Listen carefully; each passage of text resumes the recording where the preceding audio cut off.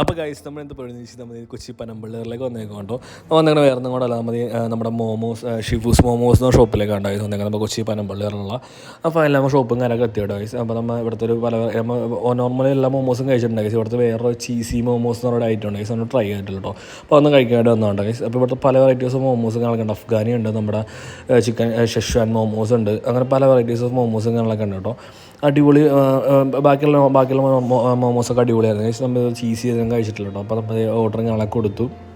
Wait ചെയ്യുന്നുണ്ട്. ഇവിടുത്തെ മോമോസ് ആണ്. അപ്പം നമ്മൾ ഓർഡർ അനുസരിച്ച് നമുക്ക് റെഡിയാക്കി മേക്ക് ചെയ്ത് തരും. ഭയങ്കര പെട്ടെന്ന് തന്നെ കിട്ടും ഗൈസ്. നമുക്കിവിടെ വെയിറ്റിങ്ങുകളൊക്കെ ചെയ്തിരിക്കേണ്ട അത്ര വെയിറ്റിംഗ് ചെയ്യേണ്ട ആവശ്യമില്ല.